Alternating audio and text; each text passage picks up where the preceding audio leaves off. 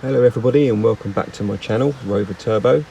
In this video, part 2 of the focus video, basically I carry on with getting the injectors in, sorted out and finding out whether I've solved the problem with it. So follow me along, please like, subscribe, let's get on with it. Okay, so I'm in the throes of replacing the injector. So we've got a brand new injector here, Euro car parts. There's a surcharge on the old one, so you pay a bit more and you get that money back. So it's a relatively easy job. Number 1 on this particular engine, Ford apparently, same engine, number 1's there, but on a Peugeot, this engine, the Peugeot Citroën, number 4 is there, so go figure. You have to take off the inlet pipe, which goes across here. There's a bolt down there, which bolts down there, 2 bolts up there, and then a clamp obviously at that end, and an electrical connector. So that comes off, and then I think it's missing some insulation, but it makes the job easier for me. It came out relatively easy. Well, it came out easy. It wasn't relatively easy. I'm going to clean the seat up down there, even though it looks pretty clean anyway. The new injector comes with a new seal, and then I'm going to put the new one in. I'm just going to put this new injector in. I thought I'd better take a picture of the coding, the part numbers on the top. Can't really see that in that video probably, but yeah, there you go. They're the code numbers for the injector to code into the car. Now, sometimes you don't need to code them, they work fine, but on closer inspection, even though it looks all lovely and brand new, you start to get to the top and he's got all these markings in it. And this is the second thing I noticed. And then when you look at the top, it looks like it may have had numbers on it, but you can't read them. So this is supposed to be brand new. I'm going to take this back, and I'm going to, because I've got a few in stock, and I'm going to get them to have a look to see if there's one in better condition. Okay, so I'm back with another injector, and it's got the numbers on it, it's got no marks on it. So put this one in. Right, well that's it all back together. So I'm going for a first start. Let's see whether it's actually made any difference. It might not start straight up, and it might not run perfectly first time because it's going to have air in the line to the injector. So hopefully it will pump that through and it will solve the problem. I don't know.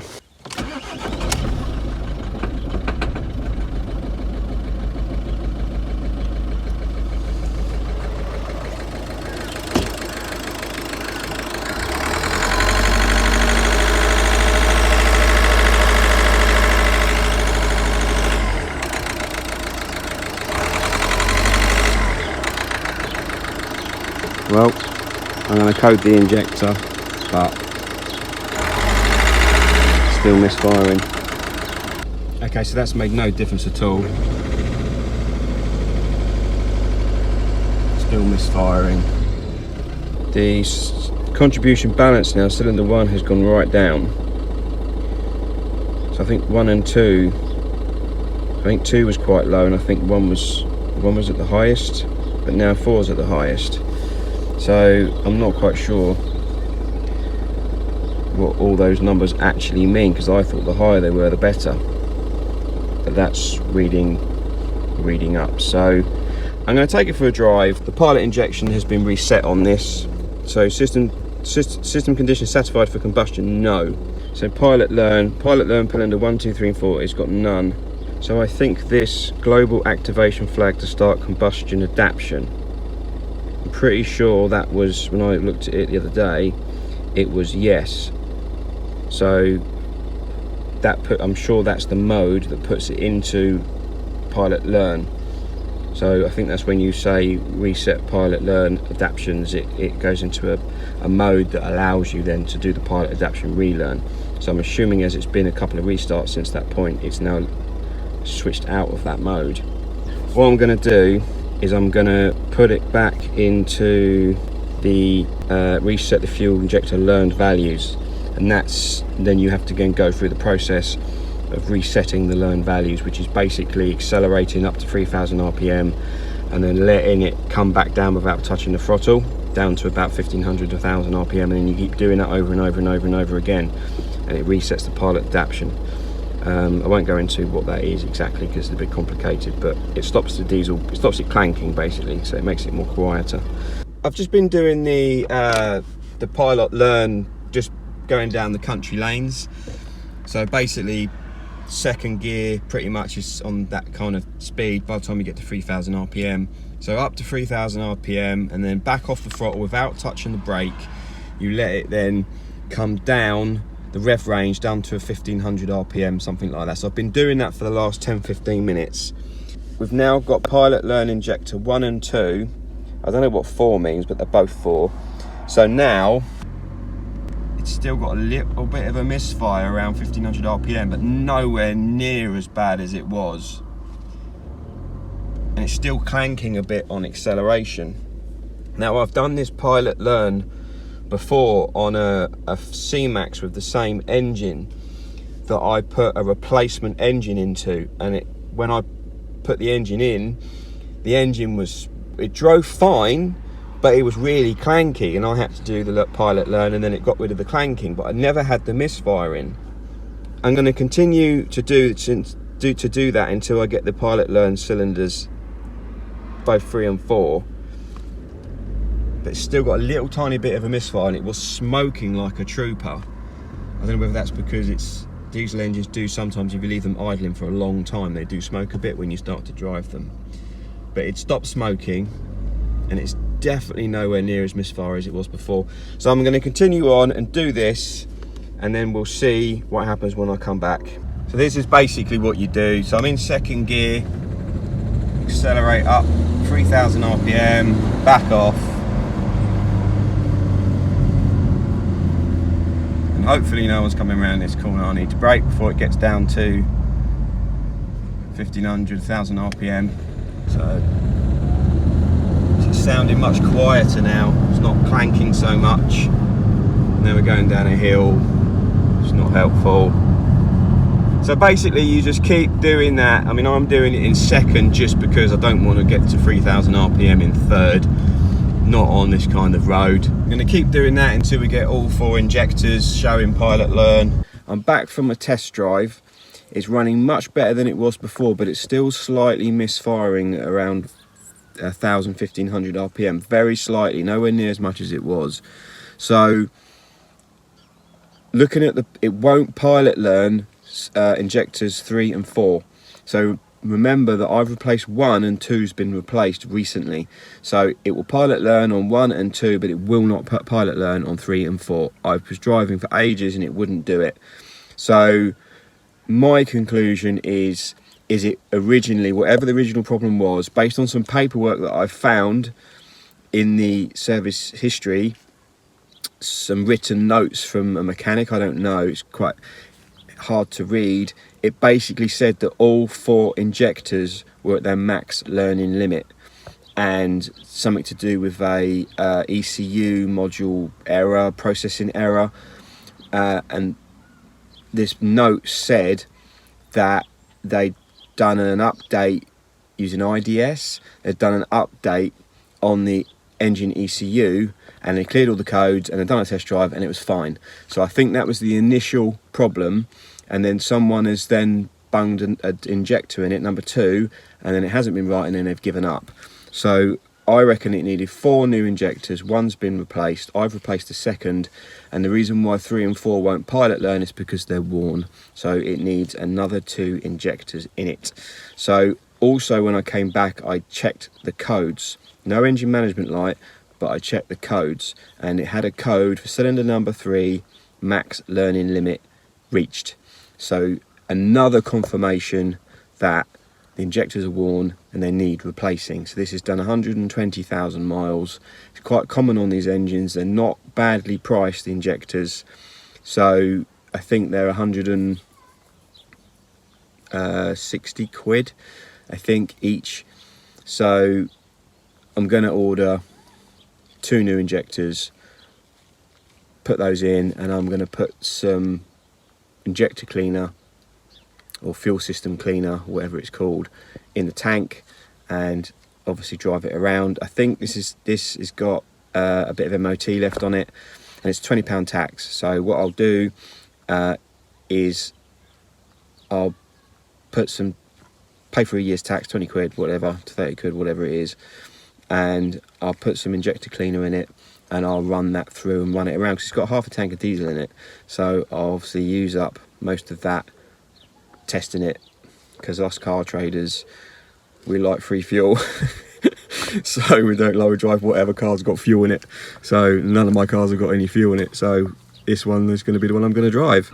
Okay, so I've just picked up 2 new injectors. I've checked those before I left the store to make sure they were okay, and then taken the 2 injectors out. They came out quite easily. I've cleaned the seats up. All I've got to do is put the new injectors in, clamp them down. Okay, so that's all the injectors in. Small problem, I was just doing up the final injector clamp, and I don't know whether it's just me, I just felt like that doesn't feel right. Don't know why, everything was in the right place. And then done it up tight, and then I moved on to, you know, putting the plugs on, and all of a sudden there was this crack, and I thought, oh, that don't sound good, does it? And yeah, one of the ears has snapped off. So anyway, I've given Ford a call, got one local, and they've got one on the shelf, so it's about a tenner. I'm going to go and pick one up. I'm just a little bit worried why it snapped off. So I'm going to go down there now, get another one, and hopefully it will go in and it won't be a problem. I've just been down to Ford's and picked up the new injector clamp. So he gave it to me in a bag, and I said to him, no, it's the wrong one. He said, no, they've changed the design. I went, oh, do you sell many of them? And he said, well, not really. He said, well, that's probably why they've changed the design, because I told him what happened. Right, so that one went, there's nothing wrong with that injector. It went in fine. So they've all gone in fine. It's all back together. So I'm going to take the codes off of the injectors and then code the injectors in, and then see what it runs like.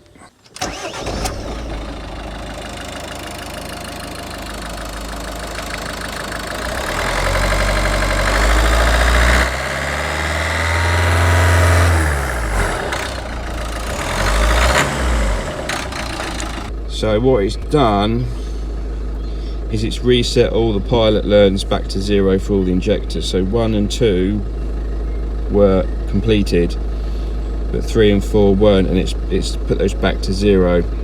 I don't know if you can just drive it normally and it will adapt normally, or whether you have to do that whole RPM, you know, up and down, up and down. So that was a relatively, it's not a cheap fix really, to be honest. I mean, I did buy it dirt cheap, but it's a nice car and it just needs a service and an MOT.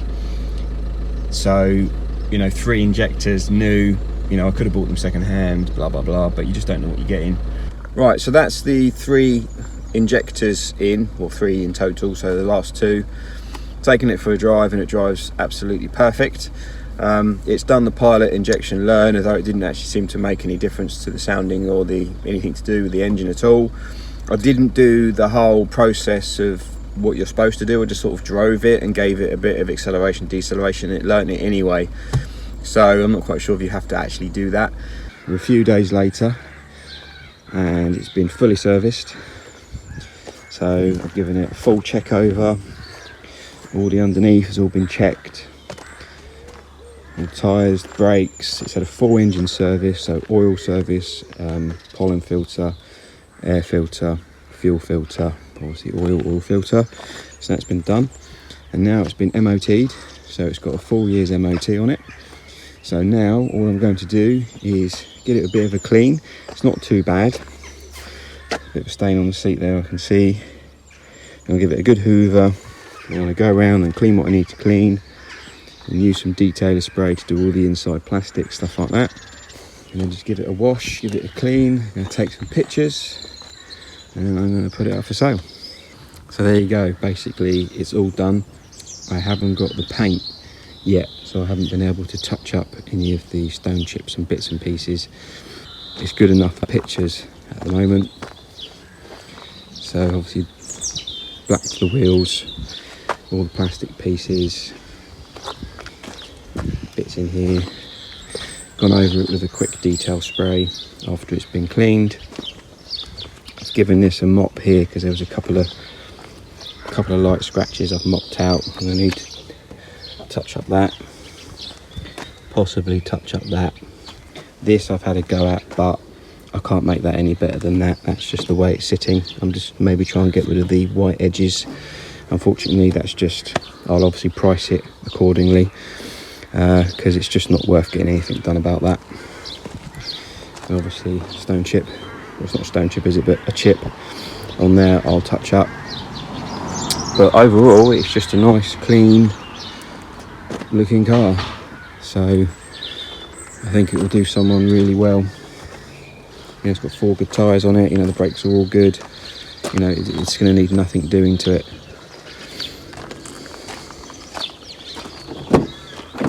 So inside's all been hoovered, and again I've gone over with the quick detail spray. I've given the seats a bit of a clean. They weren't dirty, but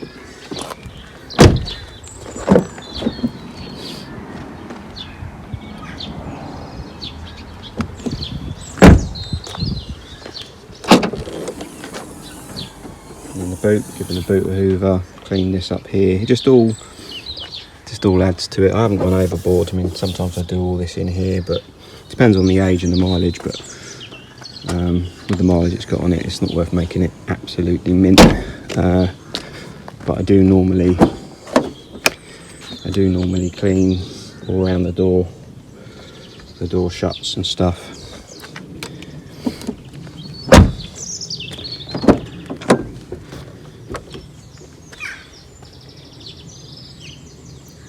So there you go, and the seat is better. It wasn't dirty anyway, but it looks okay through the camera, doesn't it? So, and obviously everything's been cleaned in here. I haven't done anything under the engine bay, don't need to, there's no point. So I'm going to go and take it to my special place and take some pictures. I've taken the pictures of all the inside, but I like to take it somewhere nice, somewhere that's not my driveway. You know, car park where it's empty, where you can, you know, take good pictures. I normally do side corner front, all the way around. Depends on where you're advertising. In Facebook Marketplace they allow you like 20 photographs or something, but on eBay it's sort of 12 or 18 or something, which by the time you've done a good, you know, the shots around the side, it doesn't really leave that many pictures you can do on the inside. So right, so there you go, that's the end of the Focus video. It's now been sold, it's done, it's gone, and that was a nice quick result. So I hope you enjoyed the video. I hope you learned something from the video, and please follow me along for future videos. So I'll see you again soon. Cheers, bye.